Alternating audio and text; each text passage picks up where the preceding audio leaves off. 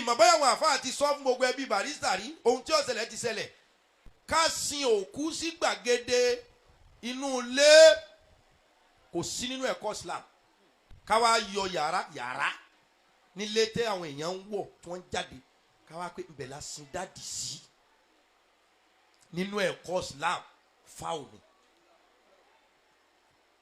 ká wá yọ pálọ̀ ká tún to àwòrán débi pé àwọn èèyàn mi ò tún máa wọ pálọ̀ ń jókòó wọ́n gba AC wọ́n tún nasẹ̀ tí wọ́n tún lè máa sọ̀rọ̀ àlùfàṣà tẹ́ tún lè ní ọmọ mi nulẹ̀ tó wọ́n ya karambà tó yẹ kó ní ọmọ lo pálọ̀ aláàjì tí ó tún máa fọwọ́ ró obìnrin di wọlé lẹ́gbẹ̀ẹ́ sàré kódà hadisi anabi sallallahu alayhi wa sallam. ó nínú ibi tẹ́ ẹ gbọ́dọ̀ kírun àkọ́kọ́ ibi ilé ìtọ̀ tọ́ílẹ̀tì wọn kírun bẹ́ẹ̀ wàlí mọ́kàbàrà bí a bá ti tọ́ọ̀nù síbi pé òkú là ń sin síbi o ẹ má kírun bẹ́ẹ̀.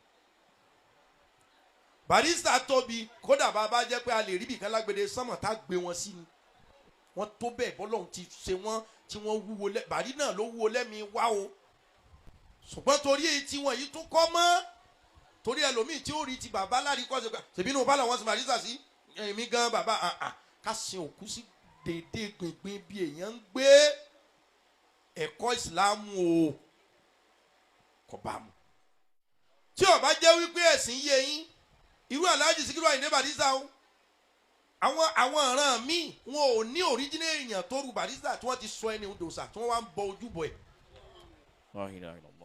gbogbo ẹni ọba ní kẹta ẹlọ ẹgbẹ́ kòtò kó jìn ẹ lọ dà sí ẹni ọba ní ọ̀tẹ̀ ẹgbẹ́ kòtò kó jìn ẹ lọ dà sí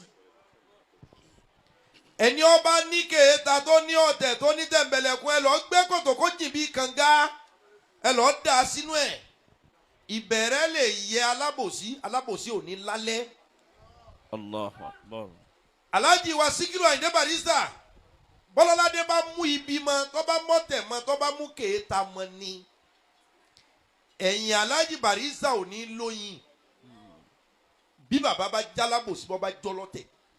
Alhasudu la yasudu. ohun tí n fi ń kọ́ yín ni wípé ẹ̀tọ́ ni ká fara gbá ká níkọlù a lè jà ẹ má jà sọ̀tá ẹ jẹ́ àjà kódà tá a jà tá a nira wa dáadáa ṣùgbọ́n ẹ má jà sọ̀tá ọ̀tọ̀ ni jà ọ̀tọ̀ lọ̀tá àwọn tí ń bá wọ́n jà lásán wọ́n ti tọ́nu ẹ̀ sọ́tá ẹni tí ń jà ó lè kàn bínú wùrùwùrù nísìnyí ó ti tánú ẹ̀ ẹni ọba ti mú yín lọ́ta lè má sọ̀rọ̀ ogún ọdún yóò sì máa plan bí ó ṣe finish yín. Allahu Akbar. ọ̀tá ò yẹ wá kódà bàbá tiẹ̀ níjà ẹja túnra wá sí. bámi Alhaji Dr. Sikiru Ayinde Barrister MFR ọdún mẹ́ẹ̀ẹ́dógún 15 hamstash 15 years remembrance Alhaji Dr. Sikiru Ayinde Barrister ìpele ẹlẹ́ẹ̀kejì rẹ̀ là ń ṣe yìí on the 16th àṣekan bàbá tó bí mi lọ wá Sheikh Muhammad Daoud Abdulmajid Alfa ńlá ẹlẹ́hà. Yamallahu hayatahu. Wíkẹ̀ndì rẹ̀ wá ní àwa ṣe ní ajá wòyí ló meworo wòyí lé ọdún mẹ́ẹ̀ẹ́dógún Alhaji Dr. Sikiru Ayinde Barrister wọ́n dẹni ilẹ̀ ṣùgbọ́n ọkọ̀ wọn sì ń bẹ lókè ọlá wọn sì ń bẹ lókè iyì wọn sì ń bẹ lókè àwọn previous record Alhaji ní ọ̀tà ju tẹlifíṣàn ti ń bẹ láyé lọ. Allah.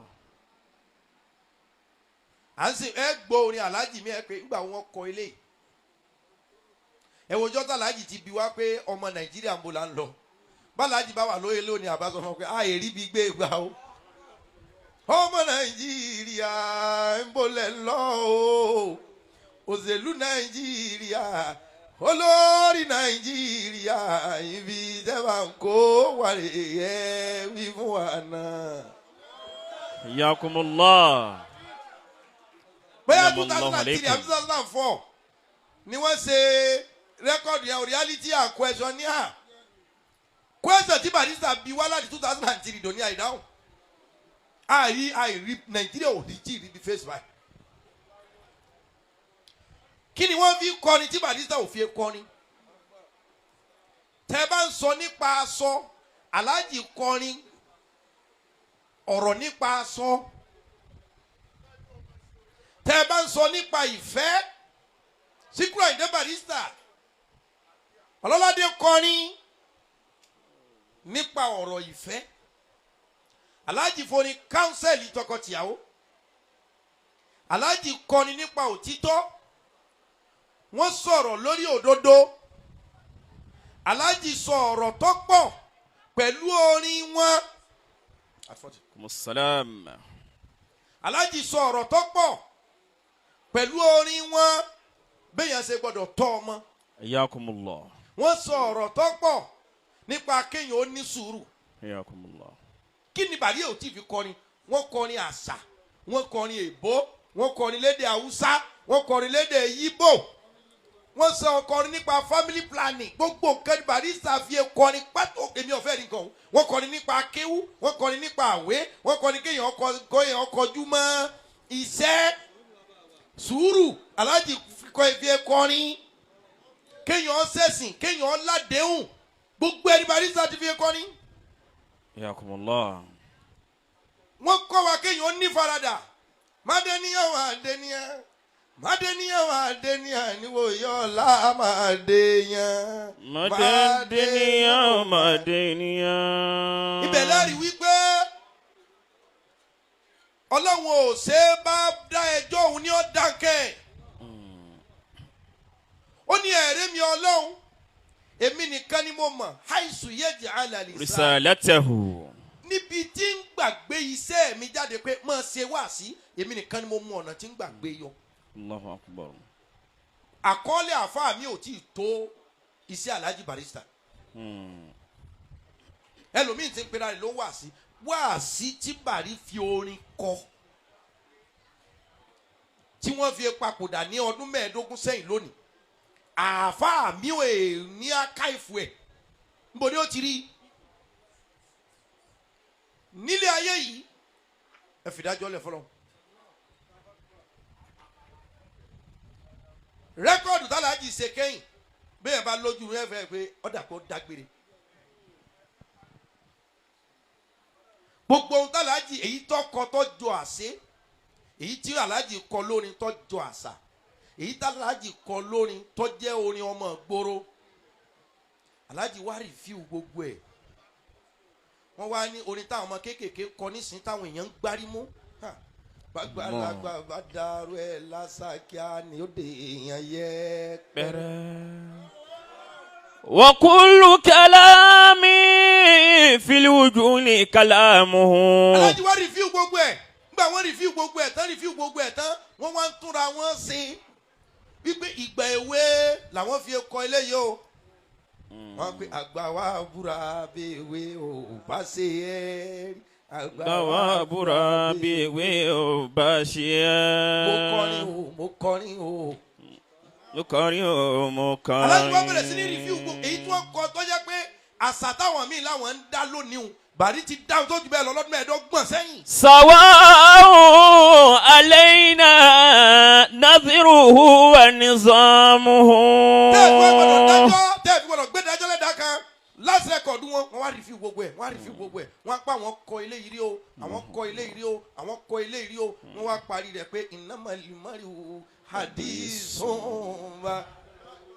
Fakun hadisa asana liman wa'a. Rẹ́kọ̀dù Alhaji ni kọ́ fún bọ́ ti kọ́ nu o. Innamal mari'u hadithun ba'dahu. Innamal mari'u hadithun ba'dahu. Hadithun ba'dahu. Alhaji ti ìka ẹsẹ̀ onítàǹkà yìí. Innamal mari'u. Kọ gbogbo ẹ̀ tán. Wọ́n wá jàn ló ń tẹ̀ pẹ̀lú eléyìí pé Innamal mari'u hadithun ba'dahu. Ìlú tí wọ́n lù sílẹ̀ yìí ń jó ẹ̀ mọ̀túmọ̀ rẹ̀. Alhaji wá ń pe innamal mari'u hadithun ba'dahu. Wípé ẹ̀rí ọmọ èèyàn gbogbo ohun tó o bá ṣe kalẹ̀ ńjọ́ tó o bẹ́ẹ̀ ti kú ọ wá dìtàn. Kun hadisa hasana liman wa'a. Alhaji ló wá dọwọ́ àwọn ọdọwọ́ rẹ̀ ọdọwọ́ gbogbo wa kun hadisan hasana liman wa'a. Àwọn ọdọwọ́ rẹ̀ ọdọwọ́ gbogbo yín o kẹ́ ẹ di ìtàn ní ìtàn rere. bá lọ táyé ọmọ sọ. Allah. à ń sọ̀rọ̀ Barrister níre àbá sọ níre wàlẹ̀ ákìbátú. للمتقين كل حديثا حسنا لمن وعى. bàbá ní gbogbo yẹn ẹsẹ̀ rẹ̀ kẹ́ ẹ lè dìtàn. lẹ́nìkan wàá sọ pé Barrister ọmọ káwọn palẹ̀ mọ́. kódà bọ́ bá ju báwọn ti rò ó lọ torí pé òtọ́ lọ́n bá fẹ́ ní ọ̀sẹ̀.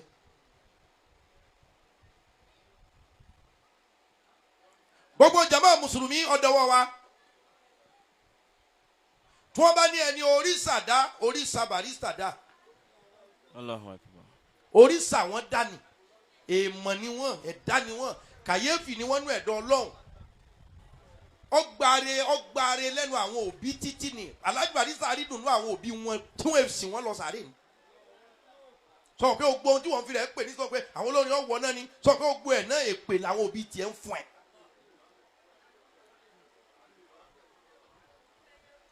èpè wọ́n lọ sí kọ́kọ́ fún àwọn èèyàn kan ní iná lọ rẹpẹtẹ. Yakumullah. tí wọ́n bá ní oríṣàdá ni Alhaji Dr. Sikiru Ayinde Barrister mfa oríṣà wọn dá. gbogbo ẹ̀yin fámìlì Alhaji Barrister ẹ̀yin ìyàwó wọn ẹ̀yin ọmọ wọn ẹ lọ ṣera yín lọ́kàn àwọn bá yín dúpẹ́.